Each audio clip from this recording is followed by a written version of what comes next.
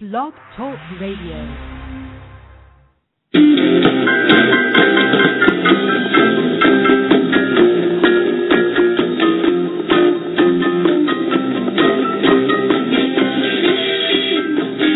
Welcome to the weekly discussion on fair tax, exclusively on Blog Talk Radio. Every Wednesday at 6 o'clock Pacific, join your host, former California Director for Fair Tax. John has been an advocate for the fair tax reform for the last 40 years. Join us in the chat room at blogtalkradio.com/fairtax for CA. That's blogtalkradio.com/fairtax, the number 4 and the letter CA. Fair tax is not a flat tax. Think of the fair tax as a consumption tax, eliminating income taxes and actually abolishing the Internal Revenue Service. Be sure to visit fairtaxtime.com for everything you wanted to know about fair tax. And so, without further ado, let me introduce you to our Fair Tax Time host, John Wesley Nobles. Well, thank you, Mr. Wayne, for the very kind introduction. I suppose we ought to mention that when we say it's not a flat tax, we mean it's not a flat income tax. Actually, it is a flat consumption tax. So we'll kind of clear that up a little bit. We hate to use the word flat tax at all because when people hear that, they immediately think of the income tax. So we avoid it for that reason. Welcome. We've got two great guests tonight. Gary DeLong from California, CA 47, running for the U.S. Congress. Also, Myron Donalds from Florida is going to revisit us, tell us a little bit about his campaign. I understand he was on Fox with Cavuto today, and I missed that, but maybe somebody is online that could tell us about that. We also would hope that you folks that are in the chat room that you might come out, dial the number, press 1, and ask some questions or make a few comments. Tonight, I hope if we convey nothing else, let it be we're running out of time and we need to deliver Fair Tax H.R. 25 S13 to tens of millions of people as quickly as we can get it done. That means we need to support candidates that support us and support groups and grassroots organizations that are working hard to promote our views. One such group is Fair Tax Nation. Fair Tax Nation is all grassroots and is always out front promoting H.R. 25S13. They're also very busy recruiting new supporters around the world. Fair Tax Nation spends over 99 cents of every dollar contributed toward its actual on-the-ground efforts. There's no overhead. There are no salaries paid out. Maybe a little bit goes toward postage or whatever. Most everything is donated. We appreciate donations other than just cash. That can be in the form of printing, services, or any number of things, perhaps signage, any number of services, legal, accounting, whatever. We certainly receive a lot of computer services from our good friend Rob Williams, and we appreciate that very much. We also have received many generous gifts from one of our grassroots supporters, Nancy Casey, in the form of Kindle Fires and now some new gift certificates, and we appreciate that very much. Maybe later on in the show we can talk a little bit about our fundraising and what we need to do to get a few more dollars into the store so we can take care of some of the things that we've been doing along the way. As you know, or may not know, we were hugely successful with the Riverbend Music Festival a month back, and we hope to use Riverbend as a model because we got the message out to literally hundreds of thousands of people, and it only cost us about $2,000. Very frugal indeed. We also will discuss the new databank system and what it should mean to the grassroots volunteers. We would like to talk a bit about getting your candidates on the show as well. We have a block that you can check on fairtaxtime.com, and it just says, I would like to be a guest. We have a lot to talk about in the next hour, so let's get started by introducing our first guest from California, Gary DeLong. Gary, it's good having you with us this evening, and thank you for joining us. Let's see if we can get him on the line here. Gary, do we have you on the line? I'm here. Thank you for the invitation to join you this evening. Great. We love having you with us. We're going to have Byron Donalds, who is a candidate for Congress out of Florida, join us later in the show. Byron is going to give us an update on his campaign. He is a strong fair tax supporter, and the fair tax is the centerpiece of his campaign. I know that you're not quite as well informed on fair tax, so perhaps the two of you can kibitz a little bit, and our callers can do that, and we can learn a thing or two about the fair tax and why we favor it over the flat income tax. Well, I would welcome that opportunity. Hopefully one thing we can all agree on is the existing tax system is not working. Amen. It's certainly dysfunctional, pernicious, and we've got to get rid of it.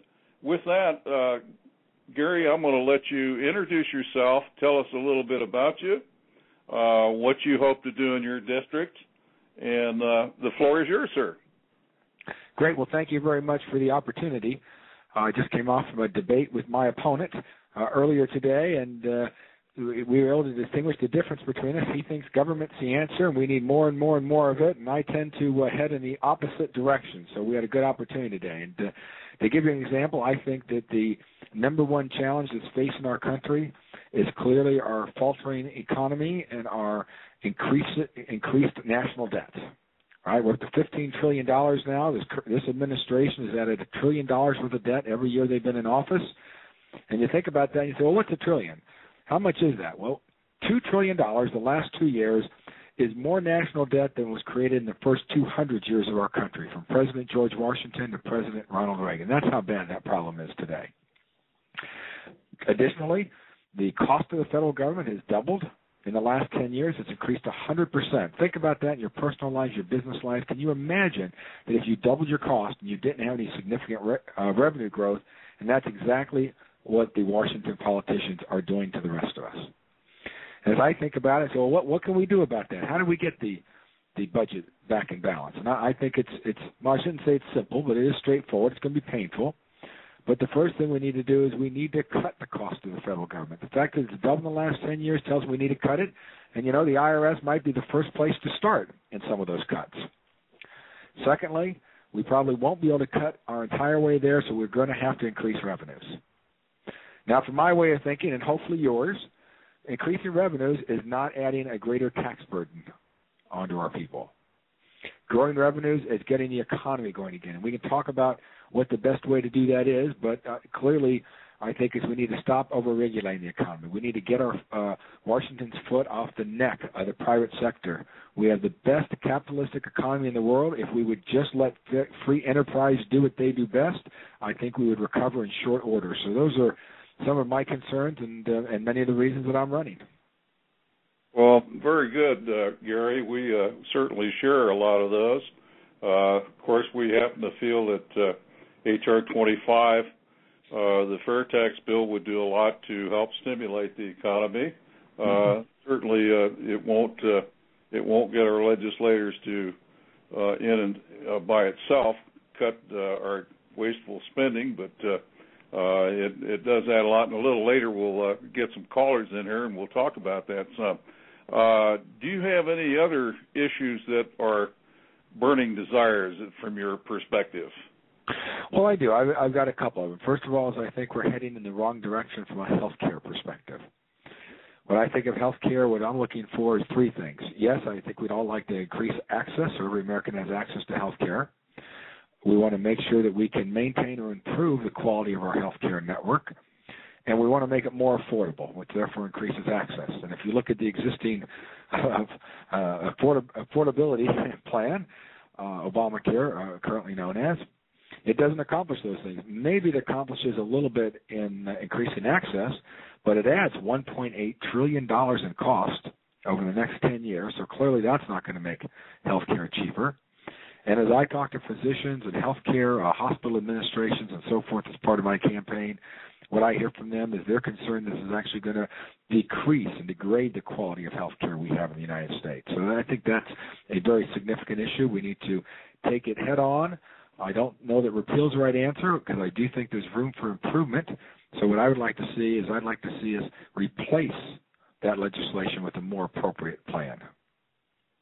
Very good, Gary. When we talked earlier in the week, it sounded as though you hadn't had a lot of exposure to the fair tax. Is that a correct assumption on my part? That's very correct. Okay. I know it was on such very short notice. Did you have a chance to do any of the background checking on HR 25? I did. I did check it out. I went on the internet, looked at it, Googled it, and I guess what I could tell you is, from what I could tell so far, I like it. I like the concept. I think it's a really, frankly, it's a fairer approach. I think it's what it should be, which is a revenue generator. I mean, if you look at our existing tax system, you wonder, the purpose isn't to generate taxes. The purpose is to stimulate this and de-incentivize that and encourage this over here. It's really not a tax system. It's how the federal government is trying to push the economy this way and that way, and I think that's wrong. I think that we end up with a lot of unintended consequences. So as I look at H.R. 25, it makes sense to me, but I'd certainly like to learn more about it. Well, I think we'll have an opportunity to do that this evening. Of course, you're not going to get all the information that you want in just an hour, but we hope at the conclusion of the hour that we have you certainly thinking very, very seriously about signing on as a co-sponsor when you're elected to office. We have a number of candidates, and we're proud to say are first-time candidates. They're not what we would call professional politicians. They're from all walks of life that have decided to throw their hat in the ring, so to speak, and seek an elected office. And many of those folks are fair tax supporters. We're happy to see that, and we wish them the very best, and of course hope they get elected. So if that is the case, we have a better chance of getting H.R. 25 passed into law. Currently, Gary, we have, as you know, about 70 people in Congress that are co-sponsors on the bill. Californians, of course, would be Darrell Issa, Duncan Hunter, Jerry Lewis, Gary Miller, and I left somebody off. And who did I missed Brian Bilbray. So we're hoping that we'll have more Californians that will join in later. But having Brian Bilbray and certainly Darrell Issa co-sponsor is quite a good thing, and we're very, very proud of that. If you don't mind, how would you like to get started with some telephone calls, and maybe some of our listeners would have a question or two for you? Let's do it. And before we do, let me just tell you that I think that's very impressive, those members of Congress that you have signed on. I have enormous respect for Darrell Issa and Duncan Hunter and Gary Miller and Jerry Lewis. Most of those are already supporters of mine. So when you put names out like that, I tell you that that encourages me more and more that this is probably something that I'm going to be able to support as I learn more about it. Those are great endorsements. Well, we're happy to hear that. And we also, I don't know if you're familiar with the fellow that we have running in the newly formed 8th Congressional District down here in Southern California, Greg Imus, who's going to be running against Paul Cook. Greg has already taken the pledge, and if elected, he said the minute he gets back to Washington, D.C., he'll sign on as a co-sponsor to H.R. 25. So, and we also have up in the north in Mike Thompson's district, a fellow running against him, Randy Lofton, who is also a fair tax supporter. So we think you'd be in very good company. And that being said, let me open the callers' lines here. I think I have a caller from Chicago here. Is this Marilyn Rickert in Chicago? No? Okay. Well, I guess we're not there. Okay, we'll try another line. I'm here. Okay, Marilyn. Okay, for some reason we had a delay there. How are you this evening? I am doing just fine. And we're talking about one of my favorite subjects, the fair tax. Well, I sense that. What I like about it is it's a tax system structured to really help struggling families. The prebate allows you basically a cash in advance refund on the money you're going to spend on the necessities of life. When you're a young family starting out, things are really tight, and this way you have the choice of whether you're going to buy a new car or a used car, and that affects what the amount of taxes you're going to pay.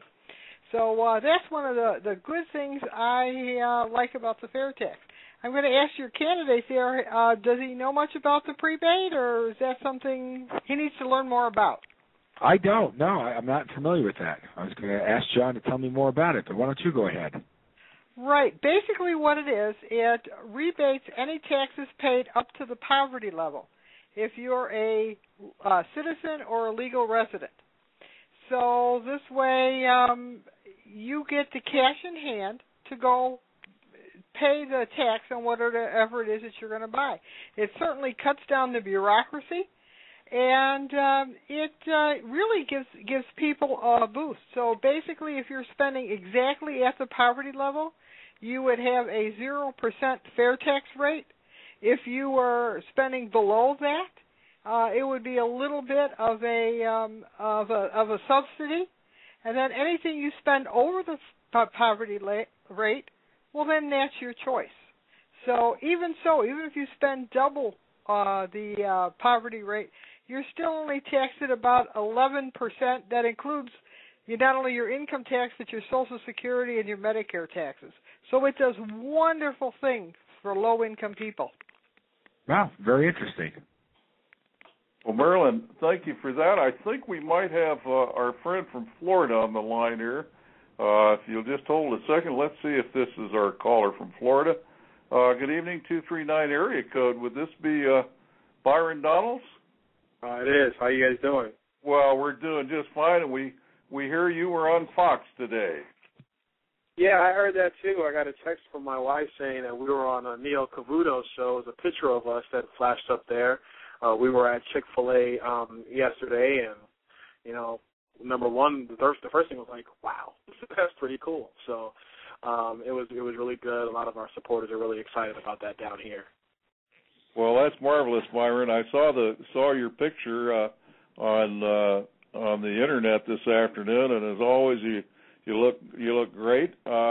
We have with us this evening a guest from Southern California, Gary DeLong, in the 47th district, and I think, Gary, that's Long Beach, parts of Carson, and I forget which area of your district, but it's a new district. 58% is in LA County, Long Beach, Signal Hill, Avalon, portion of Lakewood, and then 42% in Orange County, Rossmore, Los Alamitos, Cypress, portions of Westminster, Stanton, Garden Grove, and Buena Park. Very, very important piece of real estate. That is for sure. Byron, since you are an old hand at fair tax and, really a strong fair tax supporter, and we all appreciate that, Gary hasn't had much exposure to H.R. 25.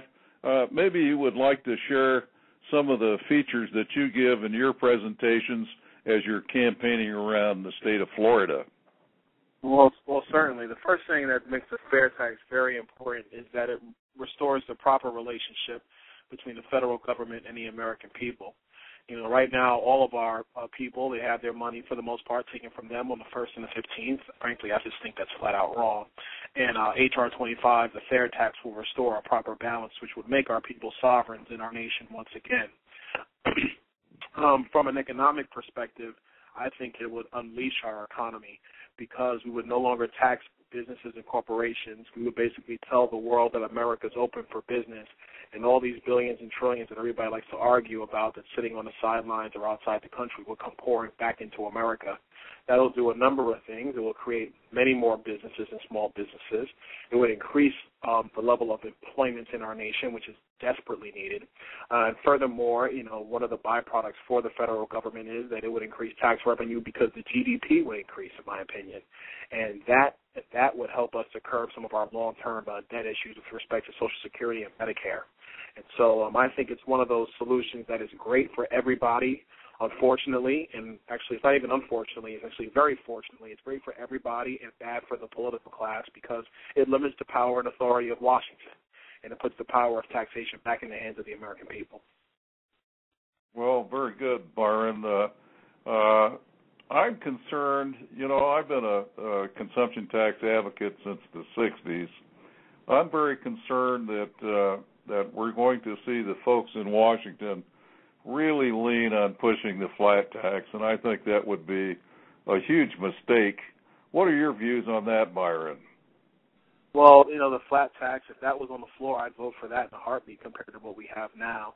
But tax policy in America has to reflect two things. Number one, it has to be able to generate revenue for the necessary functions of government. But number two, it must respect the sovereignty of the individual. I think we've gone through the income tax schemes in various forms for almost 100 years in this country. And furthermore, I think that tax policy left in the hands of politicians in Washington will only be misused again in the future. That's why I think it's time to abandon that policy altogether and move towards consumption taxation. Well, very well said. Gentlemen, I noticed one thing. Both of you seem to be running very, very active campaigns in your respective districts and seem to be doing well at raising funds. If I'm not mistaken, Byron, you've been doing exceptionally well down in Florida, and Gary, I think if I read something correctly, you have done pretty well in your district as well. Is that correct? Yes, there were 8 candidates in the primary. We raised more than the other 7 all put together, and we continue to out-fundraise my liberal opponent, and we will continue to do that until the finish line. Tremendous. And Gary, how are you doing over there in the 47th? It's looking good so far. It's a challenging race because it's a district that leans Democrat by 11 points.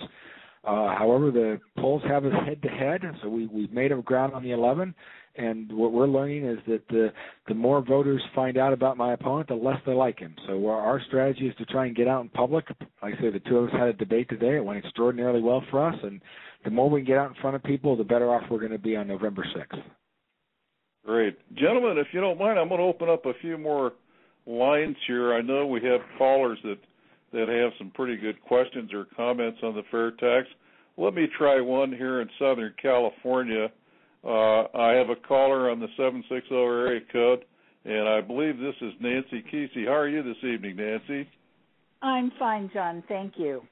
Great. I'm really enjoying the discussion at this point. I tell you, Great. Both of you are very articulate, and I couldn't help but think of something that occurred to me today, and also as I was listening to Mr. DeLong at the beginning of the program.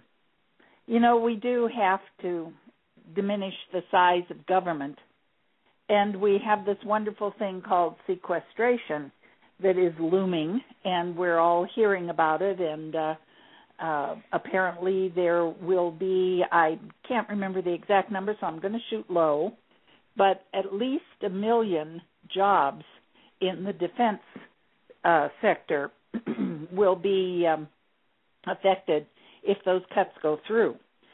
And so how does that relate to fair tax? Well, that's what smacked me right between the eyes. If you take 1 million people, now I know it won't happen on day one that all 1 million are looking for jobs again, but it will happen fairly quickly. That is just going to impact our unemployment numbers. And those qualifications vary, and except for the Defense Department, it may be difficult to relocate some of those jobs. But with fair tax, we would be opening up the tremendous opportunity, as you pointed out, Mr. Donald, that we are going to open America's doors to the rest of the business world. And so if we can get at fair tax as quickly as possible and get H.R. 25 S13 brought into law, then we will be able to have a promise as the time goes on, if we are stuck with even a portion of this sequestration, that we will have the promise of a place for these individuals to be rehired and, of course, not impact the people who have been patiently waiting for opportunities. So it's more of a comment that I had, John, and I think, if anything, the flat tax will never do that. What we know is the flat tax, and I love the sovereignty issue that you brought up, Mr. Donaldson. I always want to make your name bigger than it is, but I think you're bigger than life, Byron. So anyway, I'm very hopeful for you in your future there in the government. But anyway, those are my comments, John, and I just think fair tax is the answer. We've got to open our doors and be the first ones to have the best possible business environment for those capitalists around the world. Thank you, Nancy. Appreciate your comments on that. I'm going to open another line here. I have a caller. Hey, John, Gary, yeah. Can I comment on that? Oh, certainly. Please do. Great. First of all, I think she's absolutely on the right path. The second part that I would say to it, though, is once we fix the revenue side, we still need to fix the expense side, which is, as the revenue comes in, we need to make a commitment that we're not going to spend any more than we take in, because that's really what's gotten us into trouble here. So let's fix the revenue side. Fair tax might be the way to do it, but then we need the political will and the fiscal discipline, just like we have in our own lives and our own businesses. You don't spend more than you make. I totally agree with that, and I bet Byron has something to say on that. I personally think that with the transparency of fair tax, since people are going to know exactly what they're paying in tax, that might well be the case. And do you have some comments on that, Byron? Not much other than Gary's absolutely right. I mean, fair tax is one of those things. In my opinion, I think it unleashes our economy. And it also, frankly, it makes our citizens, frankly, be more concerned with government spending, because they will see that their money is going to the federal government, and they'll make them think about what the federal government's doing with their hard-earned money. But, like Gary was saying, we have to do a lot of spending controls. I'm a supporter of a balanced budget amendment to the Constitution that ties spending to GDP. We must reform Medicare, and I know that the arguments against Obamacare, the President's health care plan, and the replace for that are definitely needed, but we cannot lose track of what's going on with Medicare. That program must be reformed, or it will reform itself. It'll go broke, right? If we don't take it on and fix it, it's going to go broke in the near future. That's exactly right. We can't continue overspending by 43% and follow this path for very long. Gentlemen, I have a caller here from the 423 area code. I believe this is Chattanooga, Tennessee. Bill Payne, do I have you on the line, sir? You most certainly do, John. And I'm sure you have a comment or a question you'd like to make. You think? I think. I always have something to throw in the mix there, I guess, and I always try to. Well, that's not true. I was going to say I try not to be abrasive or anything, but that's not always true. Anyway, I would like to throw something in on this same subject that we're talking about, just to continue. I want to quote a friend named Jordan Williamson, who in his blog today kind of zeroed in on this subject real closely. And he says that there's a large segment of the population that believes that the first priority of government should be to cut its spending. And it's true that government spending is out of control. That can easily be seen in the fifth consecutive $1 trillion deficit we had run. But the popular idiom, we do not have a taxing problem, we have a spending problem, is misleading. The reason we have a spending problem is because of our taxing problem. The same government that has control of the checkbook also has the ability to gain taxes from whatever source derived. And that, I believe, is a very, very powerful statement. And while on the subject of power, with the fair tax, that would be the greatest return of power to the people since the Constitution, no lie.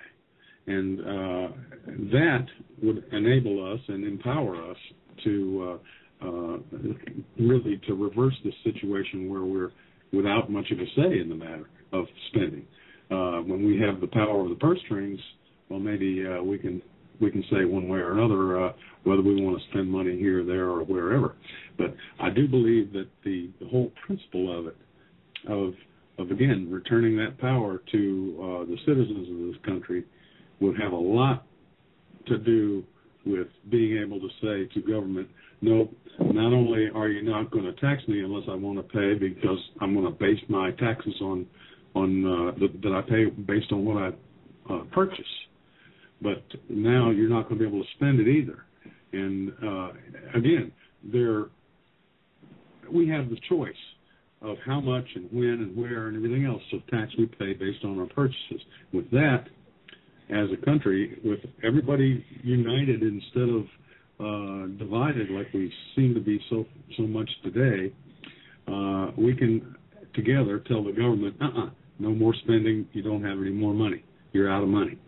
And so yes, it has a lot of ramifications, and I think that's one of the big ones is, again, returning the power to us, that right now we are basically under the thumb, under the gun, or under the boot, if you will. And in just a few months, in February of 2013, it will be 100 years with the Federal Reserve and with the 16th Amendment.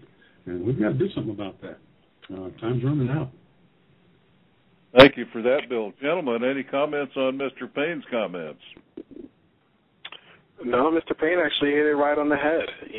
He's absolutely correct, and that's why our next set of congressmen that go up to D.C.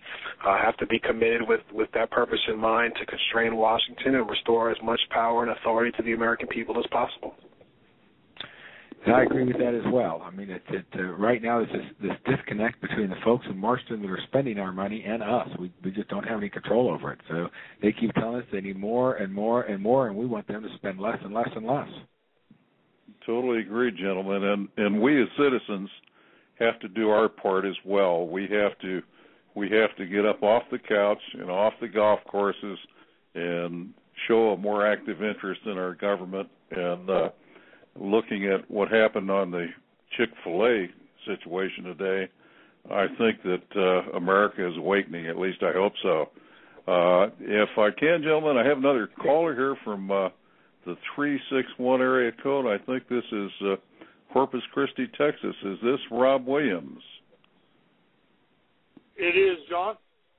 Hello, Rob, and I'm sure you have a question or comment that you'd like to make this evening. No, not tonight. I'm just kind of passively listening. Just thank the candidates for being here, allowing us to provide them with a little information on the fair tax, and glad to hear their side of everything also. Hey, John, if I can comment, this is Gary, on something that you said. You talked about people getting up off of the couch and participating, and I'm sure Byron's going to feel the same way that I do. First of all, everybody, you need to register to vote. You need to participate in the process. If you're not voting, you don't have a right to complain. I think there's a lot to complain about, but at least we got to do is make sure that people that think like we do get involved in the political process and at the very minimum vote. Above that, if you see a candidate like Byron or others and you say, I really feel strongly about that person, then the next thing you got to say to yourself is, what can I do to help? Because to be successful in turning our country around and making great strides, it's not an individual effort. It's nothing that Byron and I can do by ourselves. It's going to be who has the best team, who has support out there in the public. So you folks that are listening, I want you to know that you're the ones that can make a difference. You're the ones that can elect representatives that think like you do and are going to represent your interests in Washington. Well, I absolutely agree with that. And be assured, sir, that we are the people that are registered to vote. And most of us, I think, carry registration forms in the trunks of our cars. We're also the folks that are involved with True the Vote, election integrity. So we're getting out there and we're trying our best, and we hope that we can rally more people to the effort, and we can make a real change this November. I really appreciate those comments, Gary, because they really come home, especially here in California. We keep running in the same brick wall, and I think it's time for some new leadership here in this state. That being said, Marilyn, do we still have you on the line in Chicago? Yes, I'm still here. Okay, and you've been listening in. Any perspective you might want to offer from the Illinois area, since it seems to be kind of like California in many respects? Well, that's exactly right. What I was, if I would ask the candidate, what is your path for victory? How are you planning to win? Let me go ahead and take that first, Gary DeLong. A couple of things. As I mentioned, our campaign registration votes favors the Democratic Party by 11%. I'm a registered Republican. One of our paths to victory is the fact that I've gone out and I've solicited Democrat support. So 3 of the mayors in my district have endorsed me that are Democrats. I've had Democrats that have held fundraisers in the home for me, Democrats that are writing checks for me, because what we're finding is that the people are kind of moving away from the political party label. They're saying the system is broken. I want to see change. I want it to be fixed. Which candidate can best do that? They're looking at the 2 of us and saying, well, my opponent kind of represents the same old, 20-year career politician. We want this new guy to have a chance. We like what he's about. And so we're getting a lot of support from Democrats, declined states, independents, as well as Republicans, and I'm very honored to have it.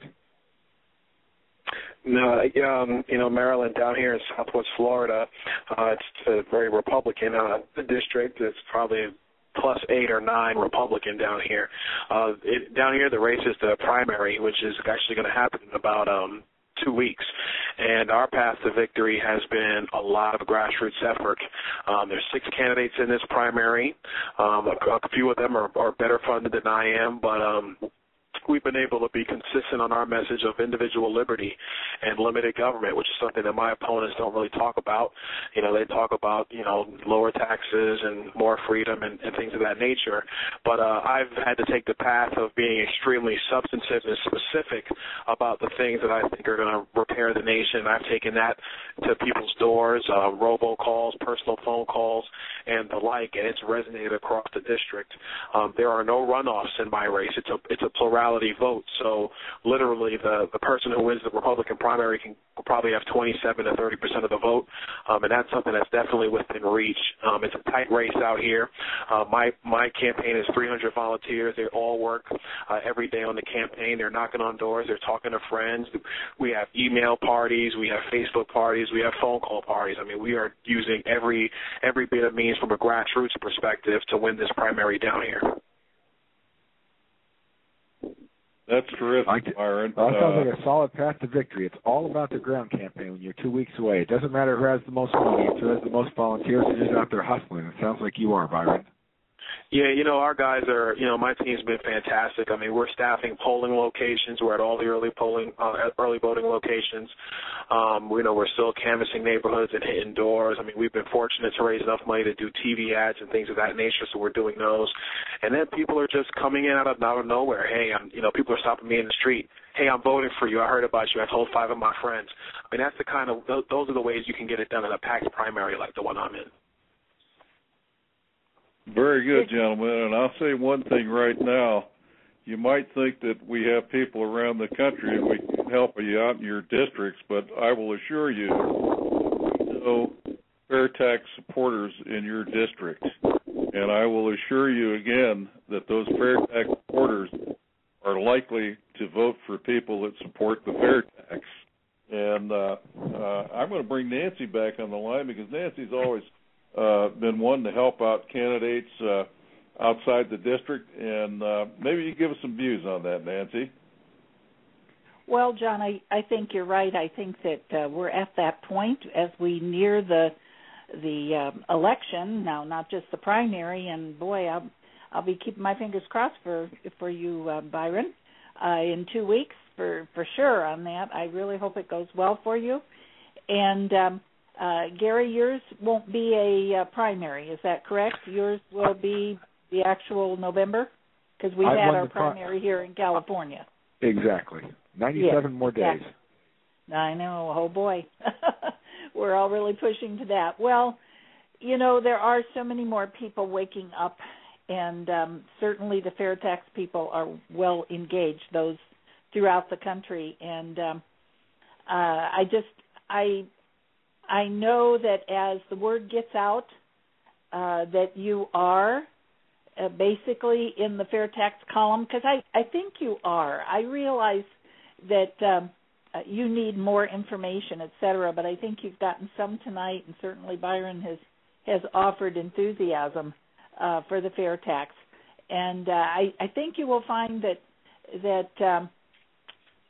your message resonates with the fair tax people, and the fair tax people's message on fair tax is certainly going to resonate with you. And I think that if your group that you have in your campaign start to kind of solicit and find out if more people are aware of the fair tax, I don't know exactly what you're running on as far as your financial message. Obviously, smaller government and lower taxes, or at least that held in check. But you might start, if you haven't already, you might start putting out a little resonance to the fair tax in Maryland. I think each show almost now here of late, we've been asking you to offer the study, the results of the study that Fair Tax Nation did, I believe. It was a group of fair tax volunteers put it together, okay. And it was peer-reviewed. And basically, this was the 2010 congressional election. What we did is we traced the candidates who supported the fair tax. And when the challengers, let's see, where am I? When the challengers were loud and proud and supported the fair tax, they won nearly 6 times as many elections as the challengers who did not support the fair tax. Those candidates running against incumbents who simply supported the fair tax but not defend it in their campaigns, but just were simply known as being a fair tax supporter, won nearly 3 times as many elections as challengers. Being for the fair tax won't save a bad candidate, but it can certainly give a little extra boost to a very good one. Thank you, Marilyn, and thank you, Nancy. If I could comment on that, one of the things, and Gary, because of the demographics of your district, one thing I got to tell you is, out here, I am a strong proponent of the fair tax in my congressional district. It's resonated with a lot of the voters out here. But furthermore, I've been able to convert Democrats to actually change their registration to vote for me. Part of the reason is because of the fair tax. It's something that I explain to a lot of Democrat voters. And a lot of them they listen to these arguments about $250,000 and all this other garbage that the president likes to use, which frankly does nothing to divide the nation. And so when I talk about the fair tax and consumption taxation, that's something that resonates with them, because their concern is that they don't want to feel that they're being taken advantage of in the tax code, and the fair tax doesn't take advantage of anybody. As a matter of fact, it really allows our poor citizens to have the tools and the resources at their disposal to become financially free, and it also provides an opportunity for them to move up the income ladder without the burdens of the income tax code strapping them down. And that's something my wife and I, we've had to deal with as we've moved up the income ladder. You get to that new threshold, you feel you're doing better until tax time comes around, and you're like, oh my gosh, I can't believe I got to deal with this now.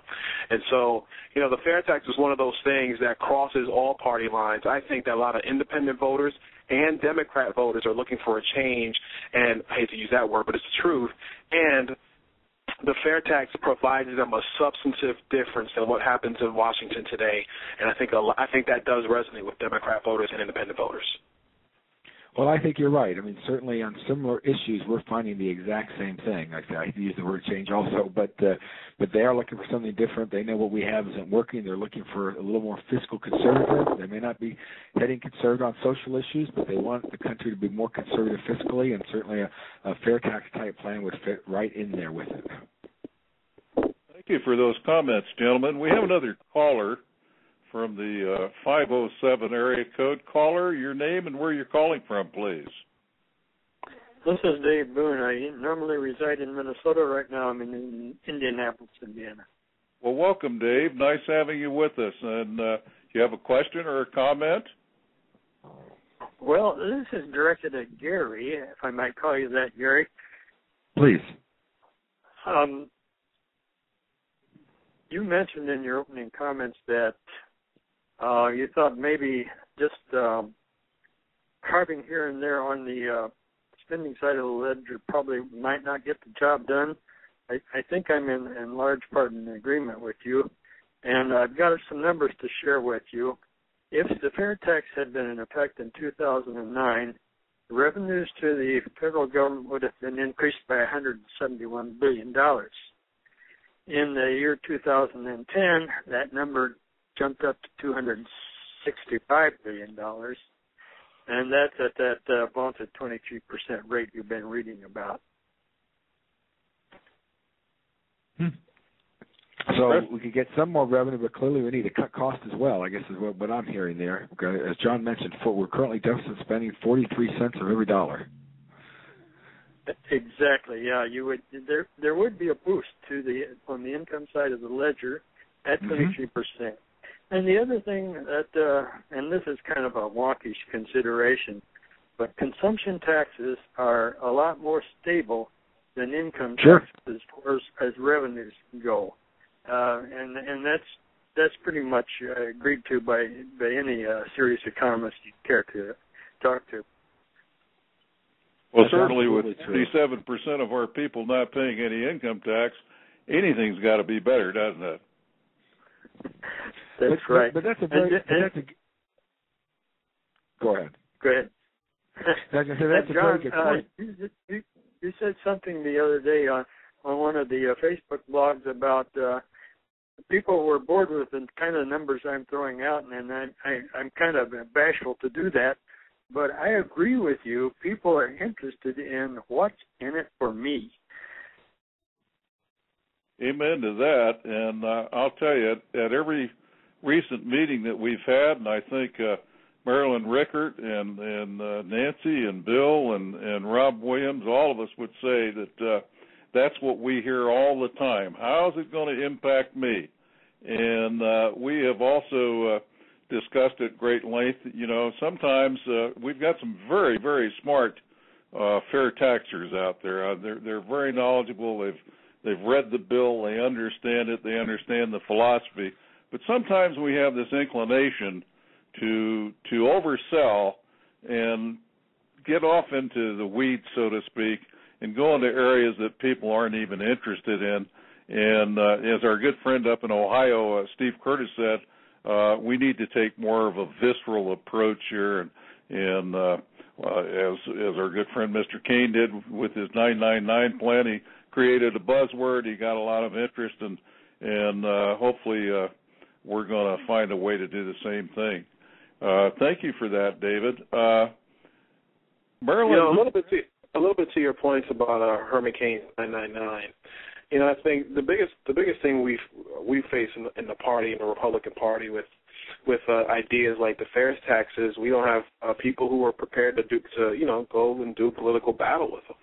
You know, you have to be committed to these ideals, and you have to be prepared to fight for them, because let's be honest, a lot of people on the other side of the aisle are not going to want to hear this kind of program. They're not going to want to try to implement that because it decreases their power and authority. And so you have to be willing to take this fight to the American people, knowing that early on some people are going to reject it on face value. But you have to continue to push the envelope. You know, in my congressional district, when we talk about who the best congressman is or the best candidate for Congress down here, I try to explain to folks that, you know, the progressives, they didn't start with saying we want national health care because they didn't get it in 1937, that they just gave up. They continued to push the envelope and push the agenda as far as they could until they got as close as they could with Obamacare. And they're not done. They're going to continue to push until they get single payer. You know, if you listen to them, it's just the first step. And so we have to be just as committed to the principles of conservatism and to individual liberty if we're going to be successful. Well, I totally agree with that, Byron. And the other thing that I always like to add is that we come at this as nonpartisans. We invite everybody to the table, be they libertarians, be they Democrats, from the Constitution Party, Republican Party. It makes no difference. H.R. 25, S13, the fair tax bill, is something that's good for all of America. And without those people that are in the middle there somewhere, we're not going to get this bill passed. I totally agree with you that there's really no incentive in Washington to move away from an income tax. The income tax is the poker chip on the table, so to speak, at the big casino. And as long as we're silent out here as citizens, we're going to get more of the same. And I hope that our voice is starting to be heard around the country. Marilyn, did you have a comment that you'd want to make on that, since you're very, very active up there in Chicago?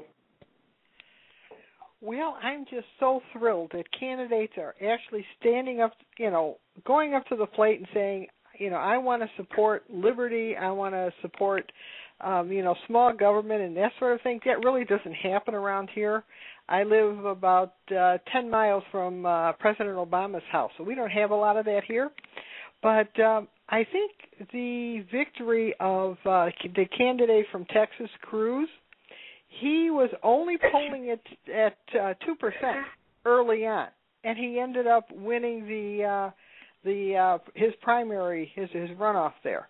So I think that should give real hope to candidates that basically if you do work hard, the people are open and responsive to these kind of messages. And yes, even Democrats are, because I talk to Democrats all the time where I live.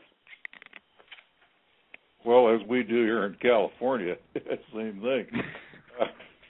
Well, a word of encouragement, and we use our good friend here in the California 8th Congressional District, the newly formed 8th District, a fellow who is in the last of the race here. He's going to be running against retired Marine Colonel Paul Cook. There were 13 people in the field before the primaries, and our friend Greg Imus, who is a building contractor from the Lake Arrowhead area, didn't have the money to even send a mailer out. But this man was so committed, so energetic. He said that he vowed he would walk to as many houses as it would take to wear out a set of boots. He rang 1,800 doorbells. I personally was coming back from a meeting one night, and I saw 3 people in a pickup truck off in a vacant lot. Didn't know what they were doing. I pulled up, and you guessed it, it was congressional candidate Greg Imus at 2 o'clock in the morning with a hat on, with a light on it, putting in his own campaign signs because he didn't have the money to hire anybody. Well, it proves one thing, that if you have the drive, you have the enthusiasm, and you're you have the will of the people behind you, anything is possible. We had people such as Phil Liberatore that put $1 million in, and they're not here today. Maybe you'd want to comment on that, Nancy. Well, I think that probably speaks volumes. I think many of the individuals had the backing of, and were willing to put in their own money and have the kind of equity and homes and things that they could do that. But they were playing the same old game, what everybody is advised to do, relevant to whether you flood the mailboxes at the last minute or get up on the radio. I don't think we had anybody in our area on television. Maybe there were a couple. But it just shows that you can't rely on just getting your name out there, that your name has to stand for something. And only the candidate can do that, and the people who are working with them to help get them elected. And that is also the people. That's who's working with them. I know that's who was working with Greg Imus. And he was victorious, which was just marvelous, because this man has a value, and I hear that in both of these gentlemen. So it makes me pretty excited for our future in America. I hear the same thing in these gentlemen, Nancy, and I'm sure that we all do.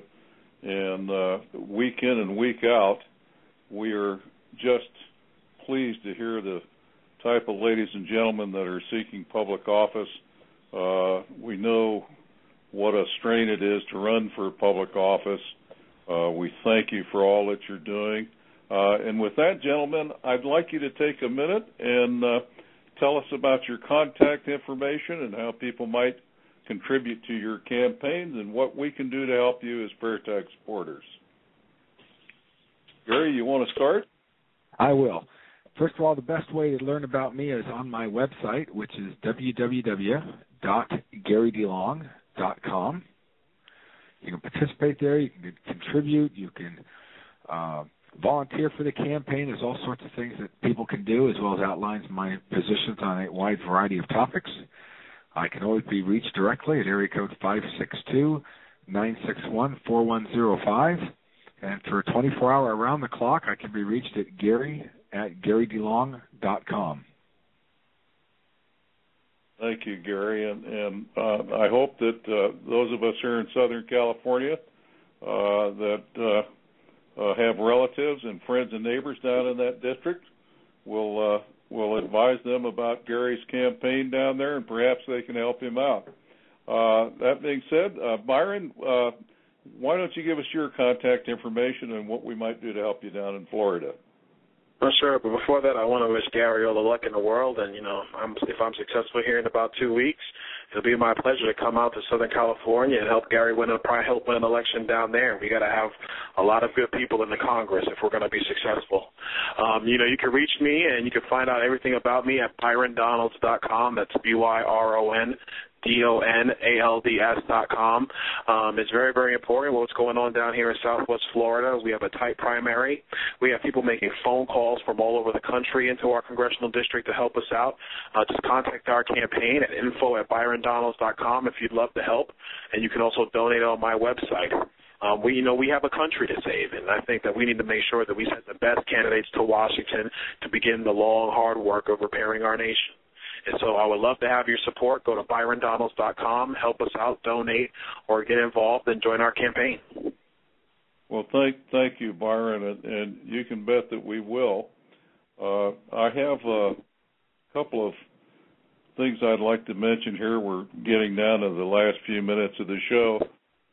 We are reaching out across the nation. We have been doing this as far as getting candidates on the show for over a year now, and we would like to ramp this up because we feel there are a lot more candidates out there that may be operating on a small amount of money that could use the time on a show like Fair Tax Time. And I'd like to mention to everybody, if you have a candidate in your local area for the U.S. Congress or for Senate, please have them get in touch with us, and we'll try to schedule them for an hour show with us. That being said, Bill Payne, do you have anything to add in Chattanooga? I don't know if Bill Payne is still with us. I'm sorry, yes I am. Well, welcome aboard. had my mute button pushed and didn't see it there anyway. Okay. So I don't want to disturb anybody when I'm typing on my 8-year-old computer. But anyway,